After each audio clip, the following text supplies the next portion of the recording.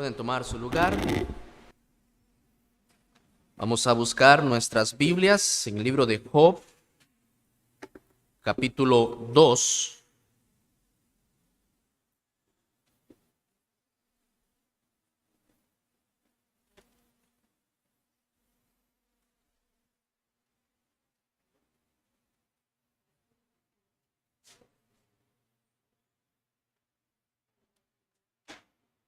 Los versos,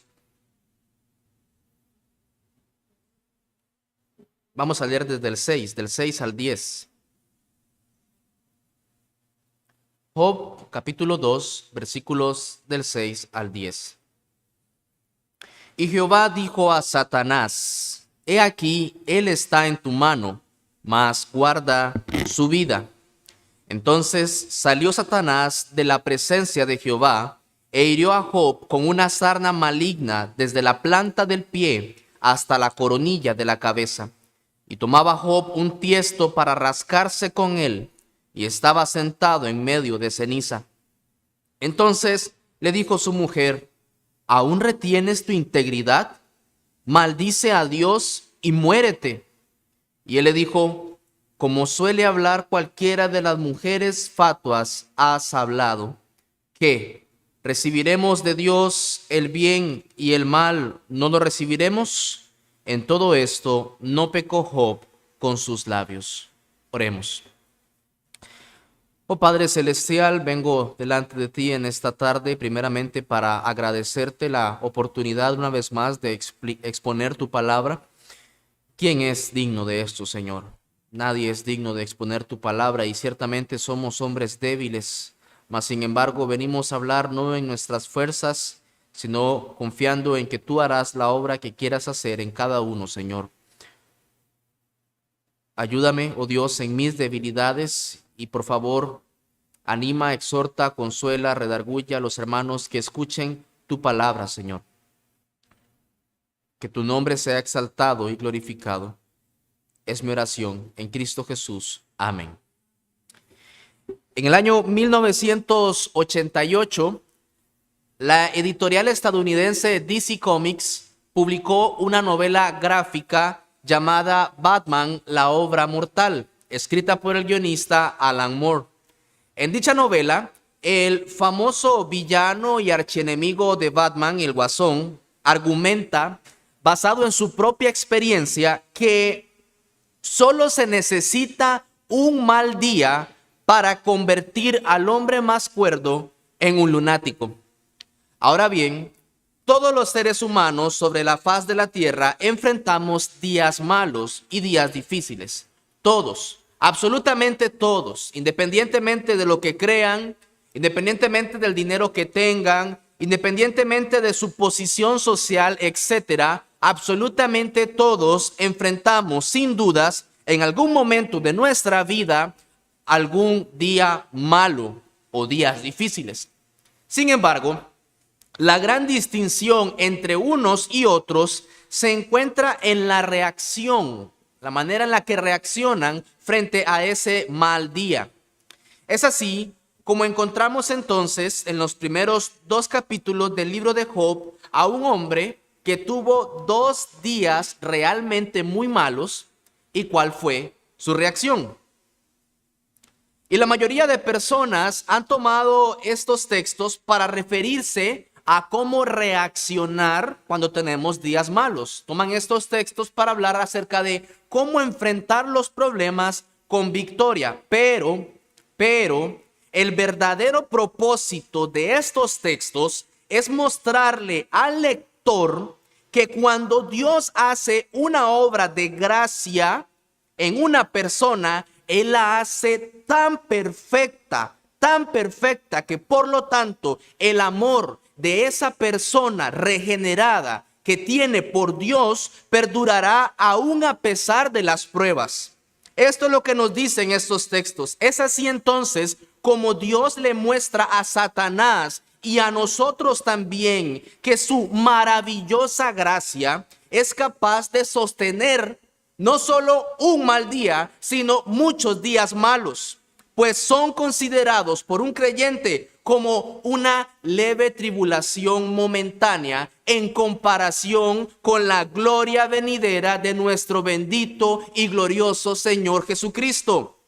Y que por lo tanto no desmayamos antes, aunque nuestro hombre exterior se va desgastando, el interior, no obstante, se va renovando, se renueva de día en día.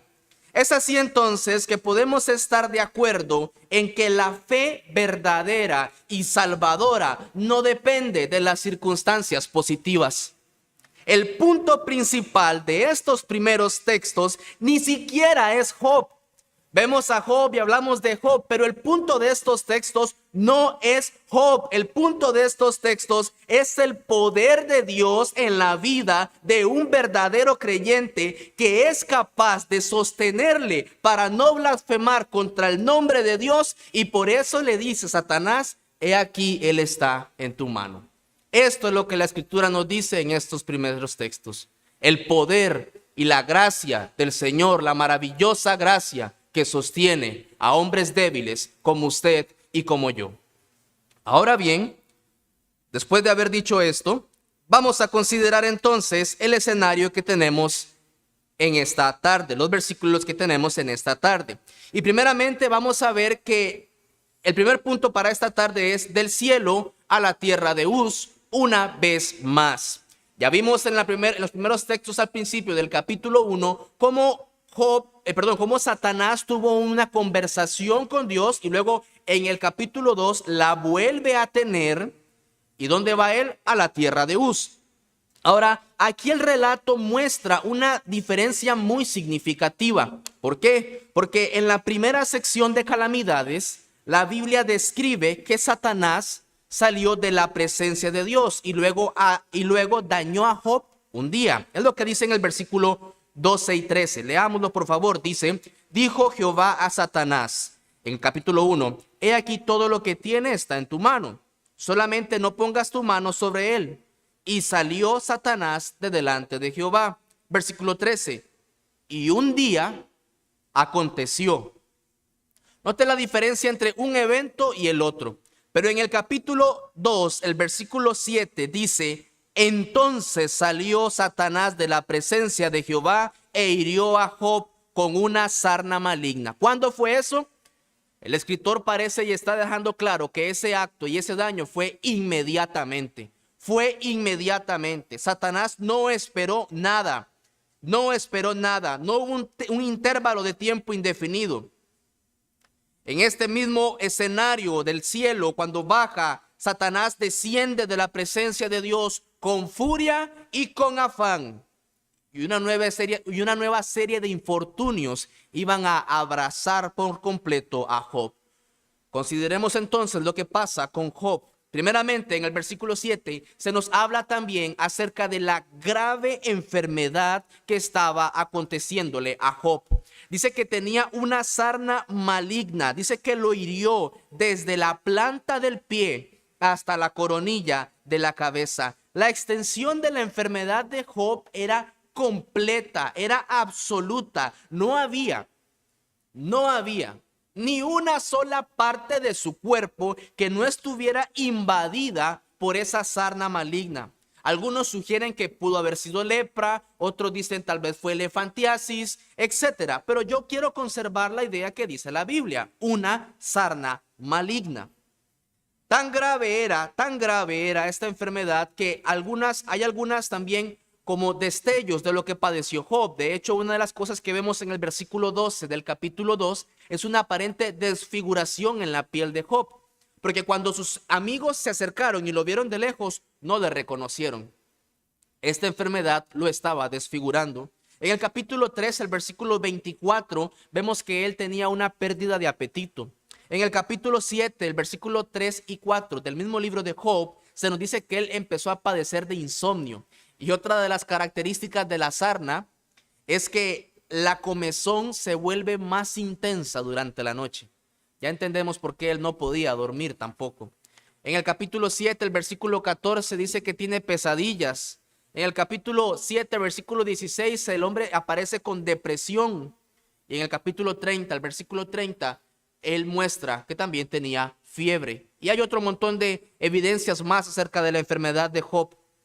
Satanás, definitivamente, Satanás estaba logrando lo que él quería. Había tocado su hueso, había tocado su carne, para ver si blasfemaba a Dios en su propia presencia. Eso fue lo que él dijo anteriormente: toca su hueso, toca su carne, y vas a ver si no blasfema contra ti. Y la última barrera de protección que Dios le había concedido en un principio había sido removida.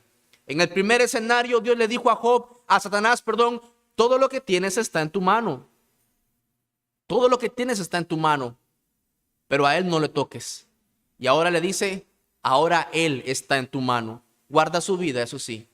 Y ya, era lo último de lo último. Tan grave era esa sarna maligna, dice la escritura, que Job ahora usaba un pedazo de tiesto. Y ese tiesto es lo que muchos consideran como un pedazo de una vasija, una teja, para rascarse, para ver si encontraba alguna especie de alivio, de paz, de tranquilidad, y se rascaba así. Ahora, también nos dice el texto que él se encontraba sentado, el versículo 8, se encontraba sentado en medio de ceniza. Y esto también nos da luz de dónde era que posiblemente se encontraba Job. Bueno, como sabemos, parte de la cultura del Medio Oriente era que tenían un lugar, un botadero, un basurero, ¿verdad? Un basurero donde, de hecho, Jesús más adelante se refiere acerca de él, el Gehenna, donde había constantemente fuego y la gente tiraba la basura ahí. Es muy probable que Job haya llegado a encontrarse en ese lugar. Había ceniza, había un pedazo de vasija, y entonces, ¿qué es lo que podemos pensar? Job ya estaba en un basurero. Ya él se encontraba en el basurero de la ciudad de Uz, porque de ahí era él. Eso es lo que podemos pensar. Ahora, ¿por qué se encontraba ahí? ¿Cómo fue que Job llegó ahí? ¿Por qué no se quedó en su propia ciudad?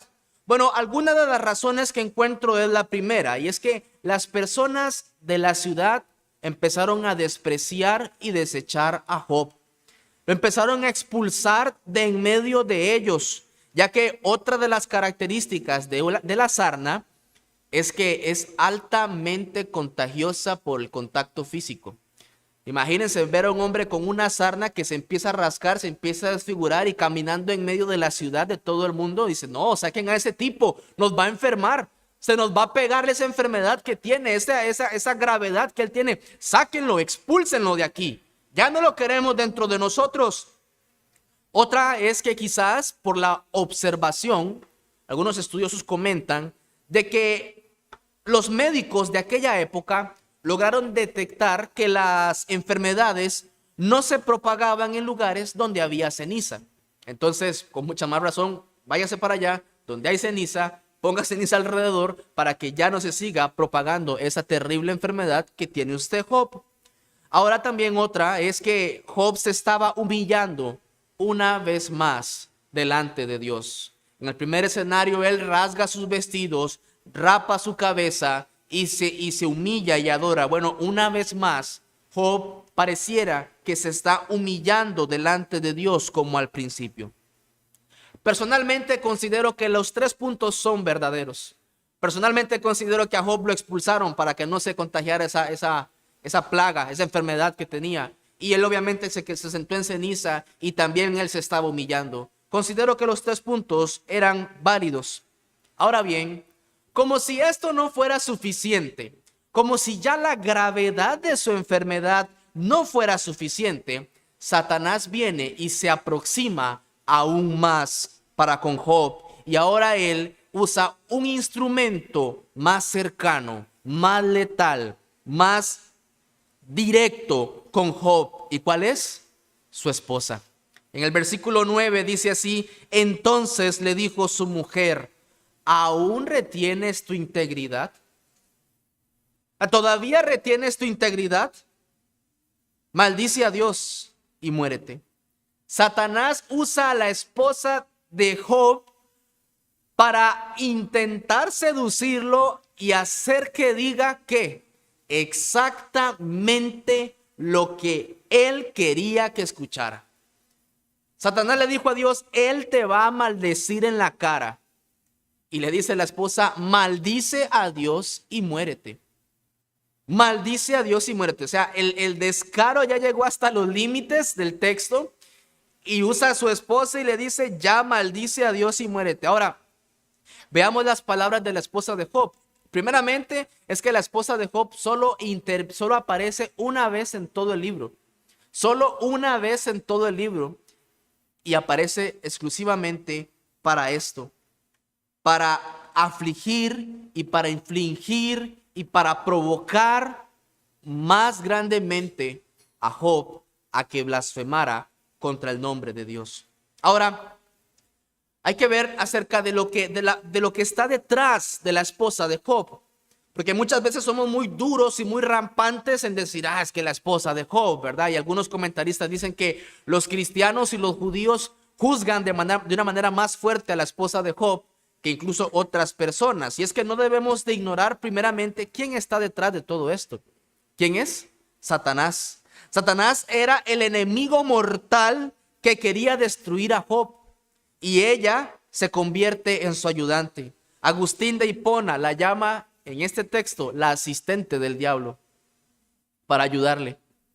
Crisóstomo dice que este fue quizás el mejor azote que Satanás pudo usar a su esposa.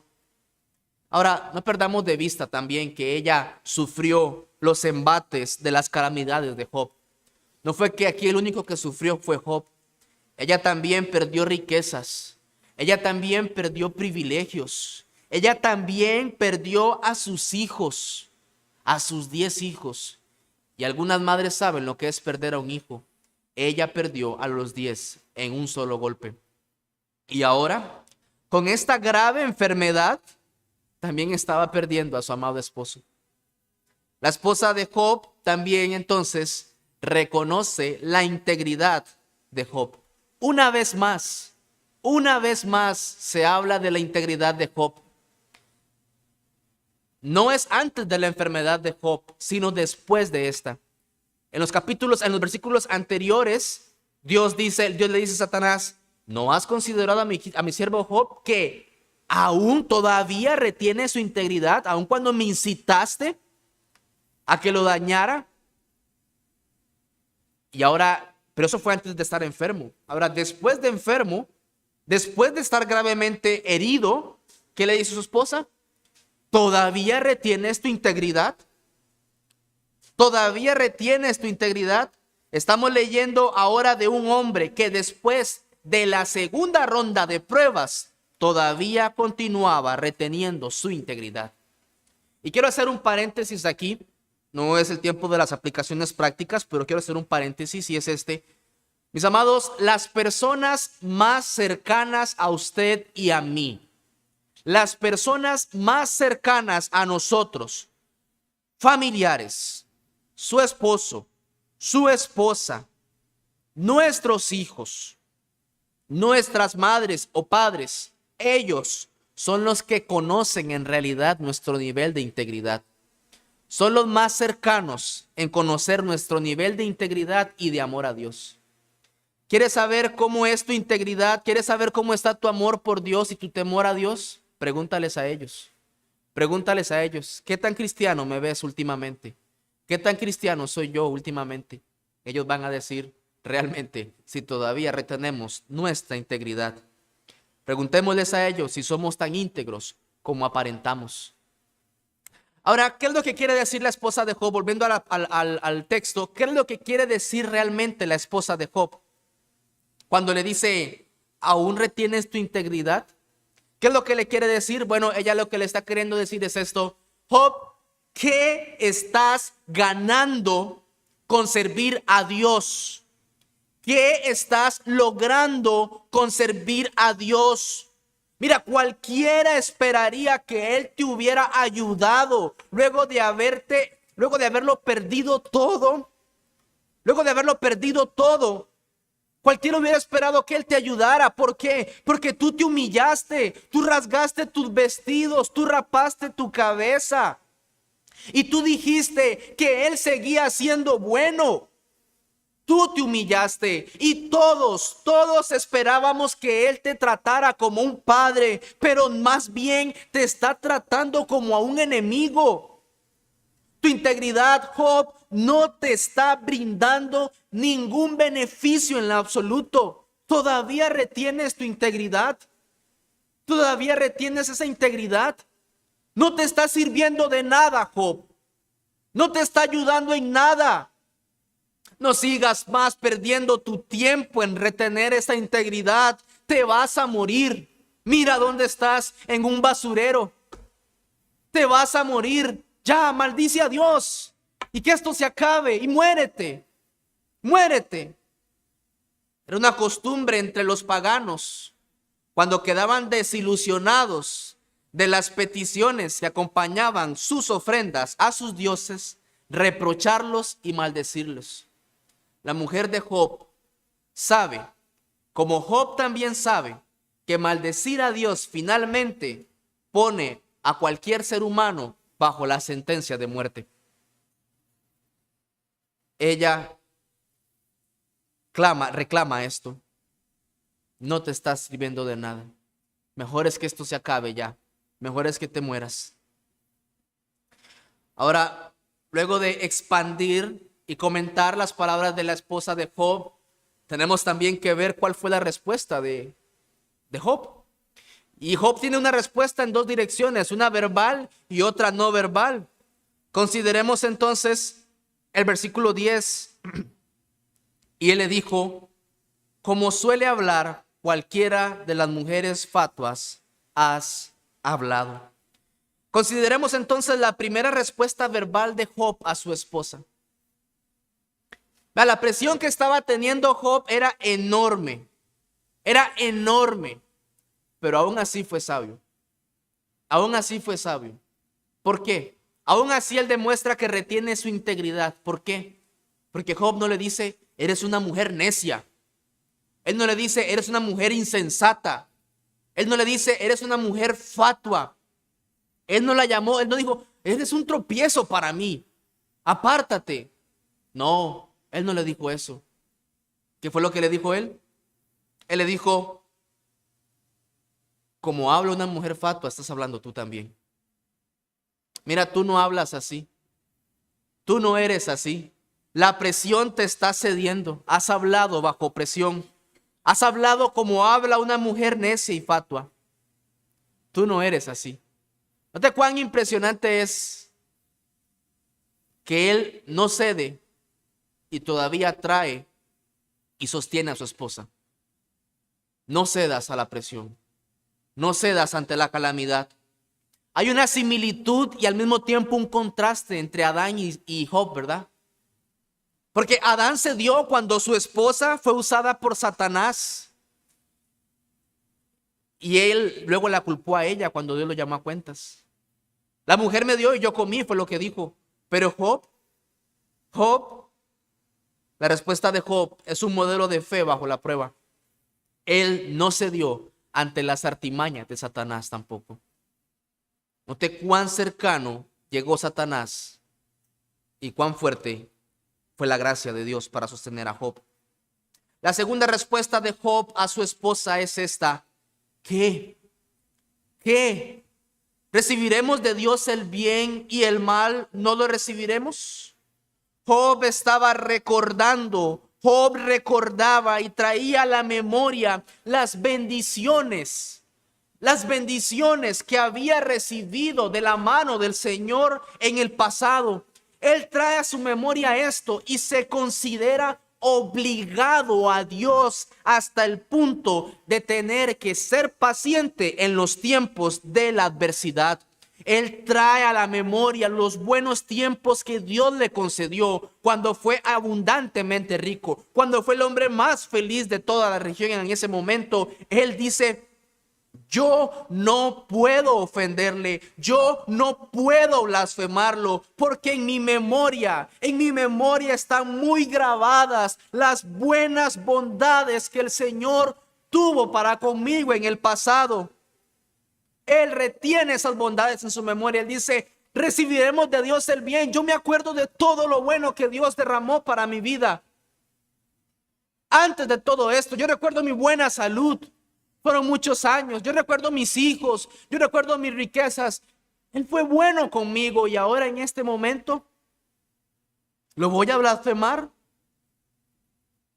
Ahora en este momento voy a retirarme de él. Voy a alejarme de él. Dice, el mal no lo recibiremos. Mis amados, y note la palabra que dice recibiremos. Esa palabra recibiremos. Lo que es una palabra activa que significa o que da a entender que está en una cooperación con la providencia de Dios y no como una mera sumisión. Él no está diciendo, ¿qué me queda? Dios es soberano y es más poderoso que yo. ¿Qué voy a hacer? Él fue lo que dio esto, no me queda de otra. Él es más fuerte que yo. No es como Satanás. Satanás es el enemigo de Dios y Satanás no puede hacer nada que Dios no le permita y tiene que aceptar su voluntad aunque no quiera, porque Dios es más poderoso que él. Pero él dice, no, yo estoy recibiendo de esto de Dios. Yo estoy activamente involucrado, acepto eso. Mis amados, a veces usted le entrega algo a alguien. Esa persona puede decir, no lo recibo, no lo quiero. Usted puede enviarle una carta a alguien y esa persona puede decirle al del correo, no la quiero recibir, no la voy a recibir y ya. Pero no, Job no responde así. Job dice, no recibiremos, no recibiremos. Job está aceptando entonces voluntariamente la voluntad de Dios. Job entonces una vez más está de acuerdo con Dios y recibe humildemente lo que Dios ha determinado para él. Y termina el versículo 10 diciendo, y vemos la respuesta espiritual de Job, en todo esto no pecó Job con sus labios. Y esta es una respuesta silenciosa de parte de Job, y fue la de no pecar con sus labios. Ahora, no era que Job era un hipócrita que con sus labios honraba a Dios, pero su corazón estaba lejos de él. No, eso no es lo que dice el texto. Él dice que él pasó la prueba de que Satanás estaba pidiendo. Él logró, por la gracia del Señor, triunfar ante esto.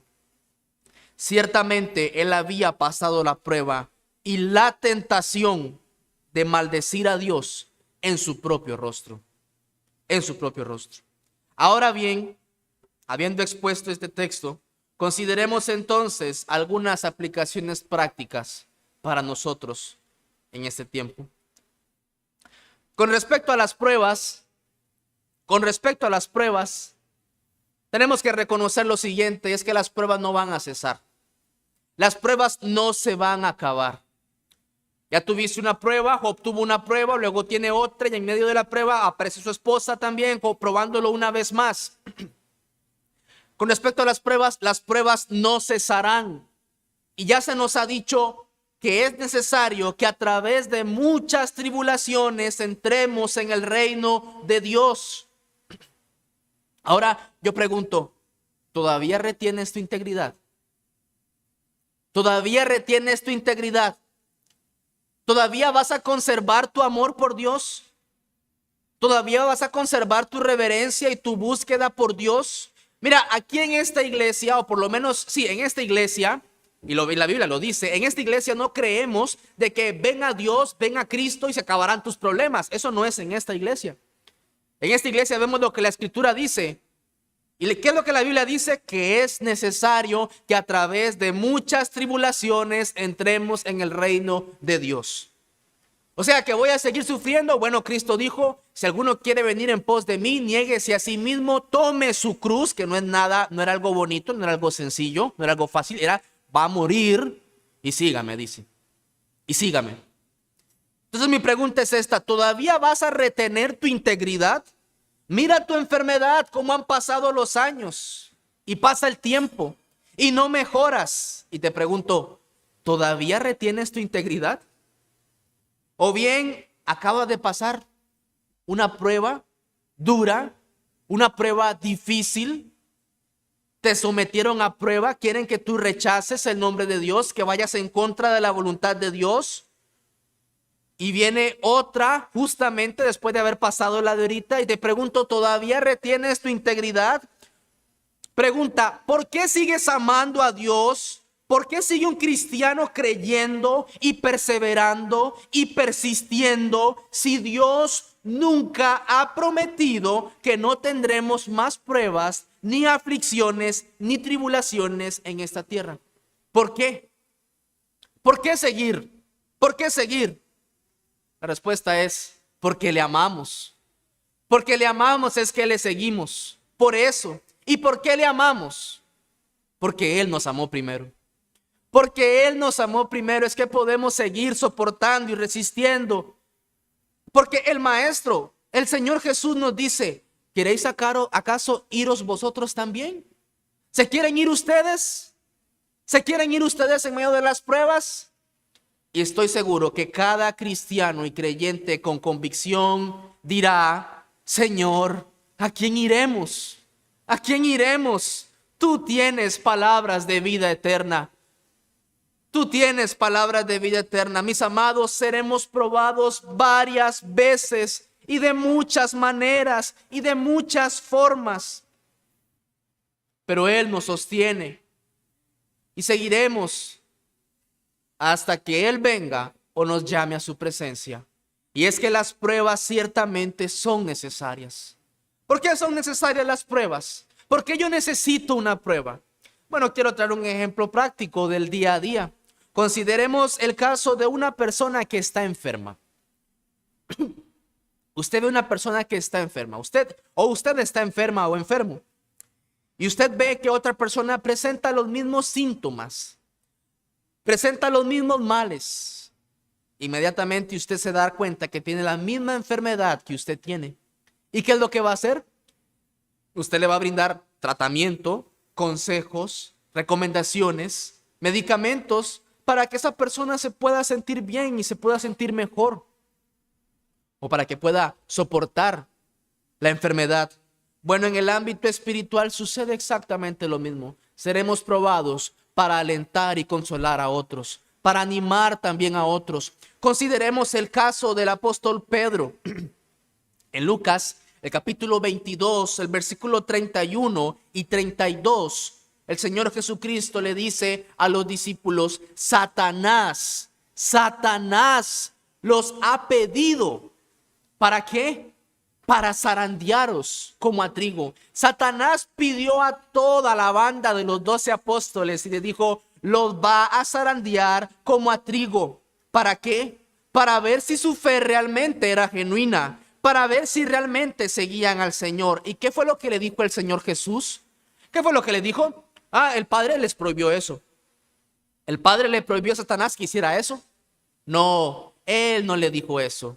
Él no le dijo eso. Él dice, pero yo he rogado por ti. ¿Por quién? Por Pedro. Yo he rogado por ti, que tu fe no falte. Y cuando vuelvas, entonces ve y confírmalos, hermanos. Ve y confírmalos a ellos. La fe de los discípulos resultó genuina. ¿Por qué? Porque el Señor Jesús rogó por ellos. Y más adelante, Pedro, en su ministerio, Pedro es el que dice, para que sometida a prueba vuestra fe, mucho más preciosa que el oro, el cual, aunque perecedero, se prueba con fuego, sea hallada en alabanza, gloria y honra cuando sea manifestado, Jesucristo. Es Pedro, luego de que fue zarandeado, luego de que fue probado, el que le dice a la iglesia, mis amados, las pruebas son necesarias. Las pruebas son necesarias. Las pruebas son buenas. Y es el mismo Pedro, basado en su propia experiencia, que le dice a la iglesia, Satanás es como un león rugiente y está buscando a quien devorar. Él había permanecido. Dios lo sujetó. Dios lo ayudó. ¿Pero para qué? Para que fortaleciera y animara a otros. Mira, mi amado, las pruebas que recibimos sirven no solo para fortalecer nuestra fe y dependencia en el Señor, sino también para animar a otros. En Isaías, el capítulo 35, versículos 3 y 4, dice así el Señor, fortaleced las manos cansadas, afirmad las rodillas endebles, decid a los de corazón apocado, esforzaos, no temáis, he aquí que vuestro Dios viene con retribución, con pago, Dios mismo vendrá y os salvará. En 1 Tesalonicenses, el capítulo 5, el versículo 11, dice así: por lo cual, animaos unos a otros y edificaos unos a otros, así como lo hacéis. Las pruebas entonces son para que podamos ayudar a otros. Pero me dirás entonces también, mire, José, yo no puedo fortalecer a otros. Yo soy muy débil. Yo no soy lo suficiente maduro. No he llegado a eso. Pero pregunto yo entonces, ¿y el mal no lo recibiremos? Si tú no puedes ayudar a otros o animar a otros, mi pregunta es entonces esta: ¿y el mal no lo recibiremos? Y es que recibir el mal, si es que de Dios puede venir algo malo, recibir el mal es lo que significa ser como Cristo. Es lo que significa vivir como Cristo. ¿Por qué? Porque fue Cristo el que dijo: Padre mío, si es posible, pase de mí esta copa. Pero ¿qué dijo? Pero no sea como yo quiero, sino como tú. Mateo 26, 39. Es el Señor Jesús el que nos da el más maravilloso de los ejemplos ante cualquier calamidad que venga de parte del Todopoderoso. No sea como yo quiero, oh Dios, sino como tú. Sino como tú. Quisiera no estar así. Quisiera no estar enfermo. Quisiera no estar atribulado. Quisiera no estar angustiado. Quisiera no estar en pobreza, en necesidad, en escasez. Quisiera no estar así, pero que no sea como yo, Padre, sino como tú. Oh Dios mío, trae gloria a tu nombre a través de mi aflicción. Trae gloria a tu nombre a través de tu aflicción, porque para mí el vivir es Cristo. Dame de tu gracia para saber y para ver que vivir es Cristo. Fue Cristo el que dijo eso y no fue otro. Con respecto a nuestras relaciones interpersonales unos con otros, también quiero decirles algo, mis amados. Cuidémonos muchísimo de no ser tropiezo para otros, como la mujer de Job. Cuidémonos mucho de eso.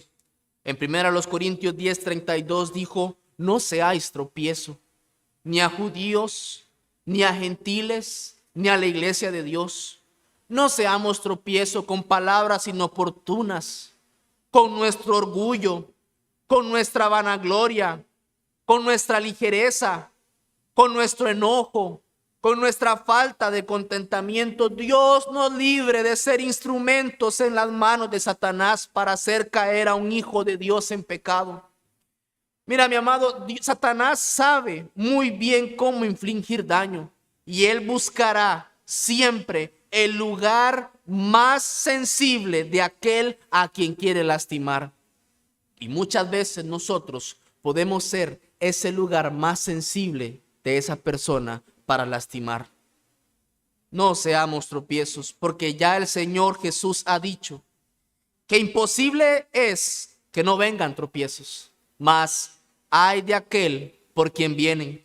Mejor le fuera que se atase al cuello una piedra de molino y se le arrojase al mar, que hacer tropezar a uno de estos pequeñitos. Que Dios nos guarde de ser de tropiezo para aquella persona que está cerca de nosotros. Y también quiero decir esto: mira, si pecamos, va a ser por nuestra culpa y no por la de otros. Si esa persona fue tropiezo y pecas, va a ser por tu culpa y no por la de otra persona. Porque ciertamente es de nuestro propio corazón no arrepentido y pecaminoso que pecamos. De nuestra propia concupiscencia. Leemos que Job tuvo una sabia respuesta ante la tentación y fue muy contraria a la de Adán. Por lo tanto, de cualquier parte que viniera la tentación, si caemos, será porque no estamos velando y orando como realmente debíamos haberlo hecho. No hay excusa tampoco. No hay excusa. Y para culminar, quisiera decir que el libro de Job, hasta estos primeros capítulos, ha sido muy extremo. Muy extremo. Hasta este punto, el libro de Job y su vida es realmente extrema. ¿Por qué? Porque Job era extravagantemente rico, maravillosamente feliz y extremadamente grande. Él no es solo uno entre muchos hombres grandes. Él no era uno, que había muchos hombres grandes. No, dice la Biblia que él era el más grande de toda la región. Y luego su caída fue extrema. Fue extrema. No pasa de las riquezas moderadas a una media pobreza. No, él pasa de las riquezas extravagantes a ser un completo indigente de la sociedad. Y esto no fue que sucedió de manera gradual. Esto pasó en un solo día, en 2 días, quizás. Él no experimenta la pérdida de un hijo o de 2. Él experimenta la pérdida de 10 hijos y en un solo día. Y esto debería plantear un problema para nosotros al leer el libro de Job hasta este punto. El problema es este: por profundo que sea nuestro sufrimiento, realmente es poco probable que nuestra experiencia pueda asemejarse o asimilarse a lo que le pasó a Job. Ese es nuestro gran problema cuando leemos del libro de Job. Ninguno acá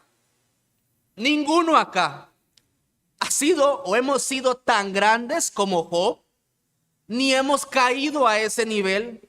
No hemos sido tan felices como Job, ni tan solitarios, ni tan ricos, ni tan pobres, ni tan piadosos. Nadie acá ha sido así. Nadie. Todo lo cual entonces apunta a una plenitud mayor y más profunda que nuestra vida. Job, en su punto más extremo, no es más que una sombra de una realidad más extrema, de un hombre que no era solo irreprensible, un hombre que era sin pecado, de un hombre que no era el más grande de la región, sino el hombre más grande en toda la historia de la humanidad, más grande incluso que un ser humano, porque se despojó de toda su gloria, se encarnó y bajó hasta una muerte degradante con desnudez y vergüenza en una cruz, cuyo viaje lo llevó de la comunión eterna con el Padre Celestial a la soledad total de un madero colgado. La historia de Job no es sino una sombra de la gran historia de nuestro bendito, glorioso y maravilloso Señor Jesucristo. Él es el que apunta al libro de Job. Él y solo Él. Solo Él sufrió como ningún otro. Job lo perdió todo. Cristo lo dejó todo.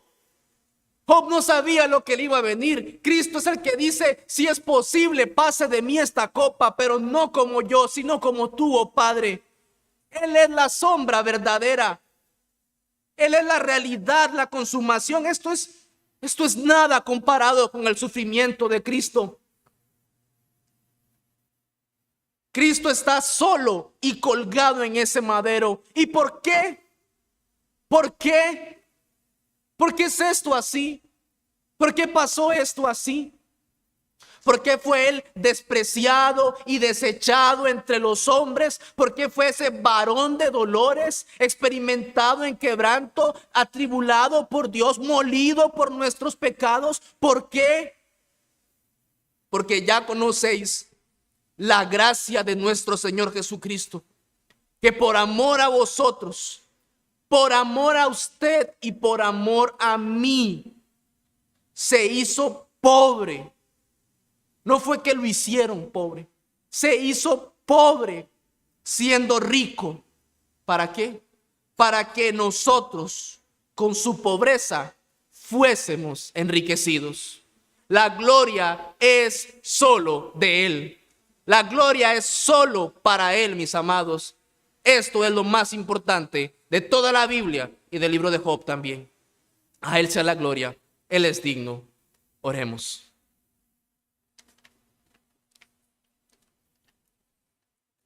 Dios eterno y Padre celestial, gracias por enviar a tu Hijo en propiciación por nuestros pecados. Sufrió la muerte y muerte de cruz por nosotros. Gracias, Señor, por sostenernos también, por tu maravillosa gracia. Es impresionante la obra que tú haces con nosotros.